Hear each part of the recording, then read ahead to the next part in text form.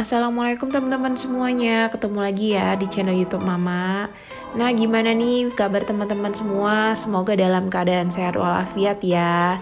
Dan gak kerasa hari ini udah memasuki bulan baru, yaitu bulan September. Dan kita harus menyambutnya juga dengan semangat yang baru. Terutama bagi teman-teman semua yang baru memulai untuk budgeting, teman-teman harus tetap semangat dan jangan pernah sedih ataupun kecewa kalau seandainya teman-teman itu pernah mengalami over budget. Nah, seperti yang teman-teman lihat, ini Mama lagi tulis beberapa transaksi di buku anggaran Mama. Jadi biasanya kalau habis belanja, Mama itu suka catat apa aja sih yang Mama beli hari ini, terus juga berapa nominalnya. Dan biasanya sih sebelum Mama tulis pakai pena, Mama selalu tulis pakai pensil biar nggak ada yang salah. Supaya buku anggarannya juga tetap rapi ya teman-teman. Nah, jadi buat teman-teman semua tonton videonya sampai akhir ya.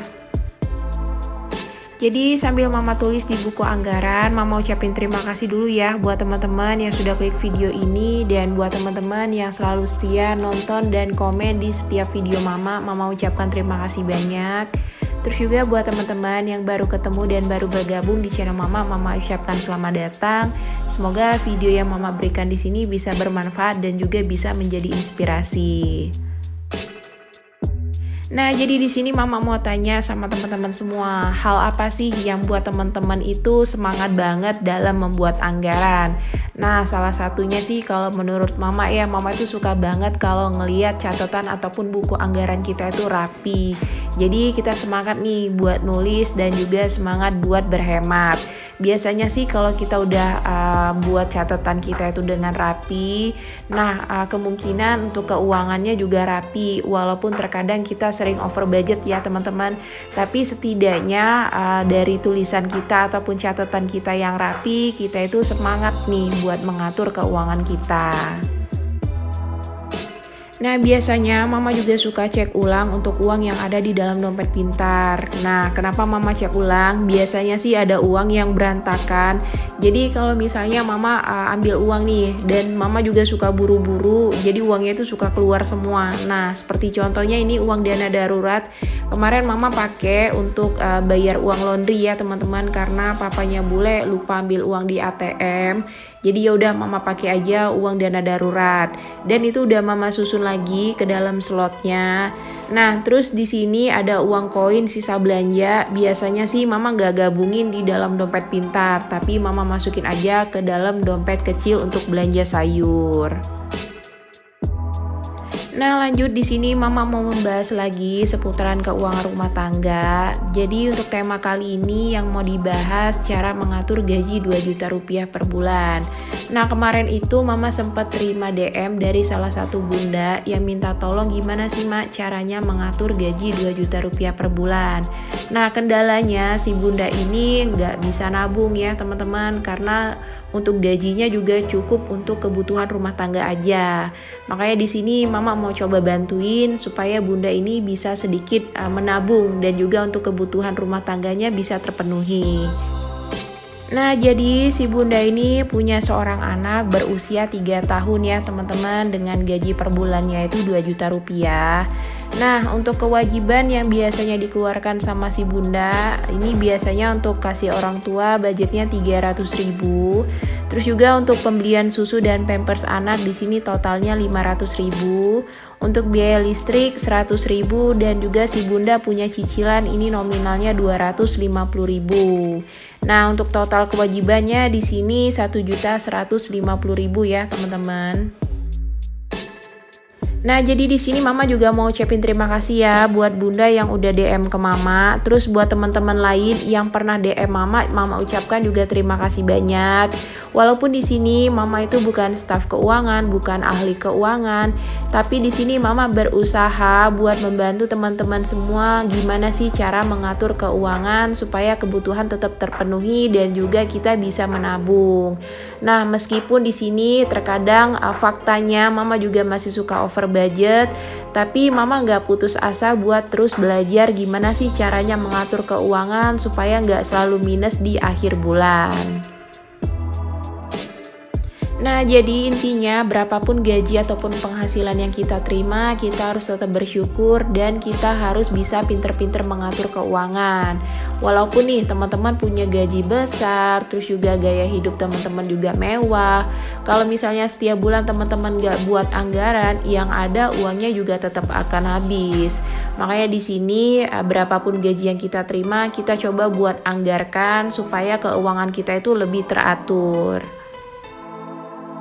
Nah, satu lagi nih teman-teman, misalkan kita juga punya gaji besar, tapi kita itu harus tetap merasa bahwa kita itu mempunyai gaji yang kecil. Kenapa? Supaya kita nggak begitu banyak keinginan dan uang kita juga nggak habis untuk membeli hal-hal yang tidak perlu. Nah, terus lanjut di sini, Mama coba kasih solusi untuk si bunda. Jadi di sini kan untuk biaya susu dan pampers itu sekitar 500.000, jadi hampir seperempat dari gaji si bunda. Nah, solusi yang pertama, usahakan anaknya itu diajarin toilet training supaya untuk pemakaian pampersnya itu nggak begitu besar. Nah, sebagai contoh nih, anggap aja untuk budget susu per bulannya itu 200.000 dan untuk sisanya berarti untuk pemakaian pampers. Nah, kalau misalnya anaknya udah diajarin untuk toilet training, jadi pemakaian pampersnya itu bisa digunakan cuma untuk malam hari aja. Nah, kemungkinan nih budget yang awalnya besar itu bisa kita press lagi menjadi 50.000 untuk budget pampers ataupun popok sekali pakai. Jadi si bunda juga bisa lebih hemat sekitar 250.000. Nah, ini hanya sebagai gambaran kalau misalnya untuk budget susunya itu 200.000 per bulan. Kalaupun untuk budget susunya ini sekitar 300.000 per bulan, berarti tinggal dikurangin aja nih untuk budget pampersnya berapa. Nah, terus lanjut untuk solusi yang kedua, di sini bunda kan suka kasih uang ke orang tuanya nih setiap bulan yang nominalnya 300.000. Nah, menurut mama sih di sini juga mama sebelumnya mau minta maaf dulu, bukan berarti mama mau melarang si bunda untuk kasih ke orang tua. Tapi alangkah baiknya untuk budgetnya juga bisa bunda sesuaikan sendiri. Contoh nih, misalkan bulan ini pengeluaran bunda juga lagi banyak banget. Nah, untuk budget kasih ke orang tua, coba nominalnya bunda sesuaikan aja nih dengan kebutuhan bunda. Misalkan yang biasanya 300.000 itu bunda kurangin 100.000. Tapi dengan catatan bunda juga infoin ke orang tuanya kalau keadaan keuangan bunda lagi belum stabil.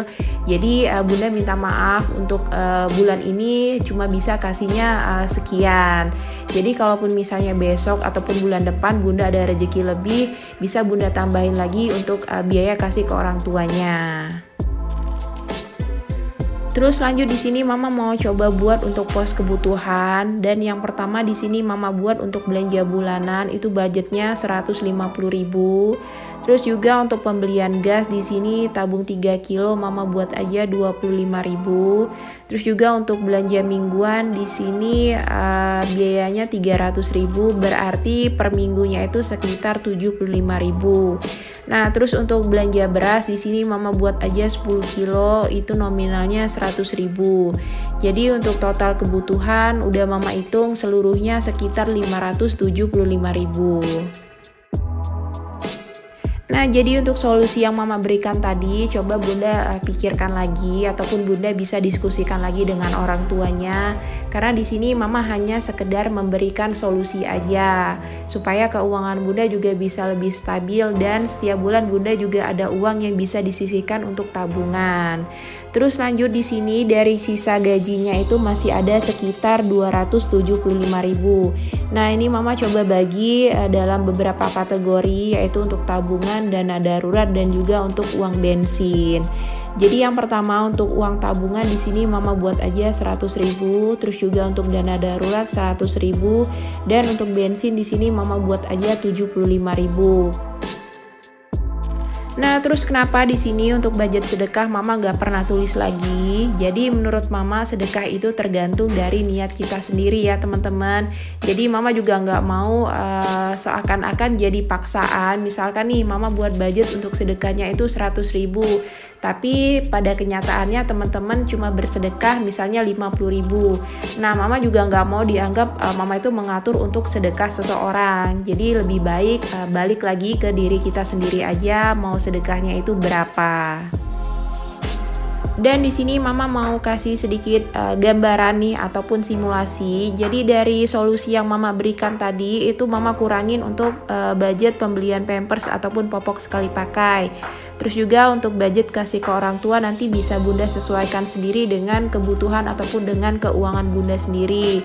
Jadi mama anggap aja nih dari solusi mama tadi itu ada dana lebih sekitar 250.000. Jadi untuk biaya kasih ke orang tua mama anggap aja itu bisa bunda kurangin 100.000. Tapi di sini mama cuma kasih solusi ya. Jadi bukan berarti mama mengharuskan si bunda untuk mengurangi budget untuk kasih ke orang tua. Jadi di sini kelebihan dananya bisa bunda pakai sebagai tabungan utama, terus juga tabungan pendidikan anak ataupun dana darurat. Nah, jadi itu tadi untuk solusi yang bisa mama berikan untuk si bunda. Semoga bisa bermanfaat dan bisa jadi inspirasi ya. Ketemu lagi ya di video selanjutnya. Assalamualaikum, bye bye.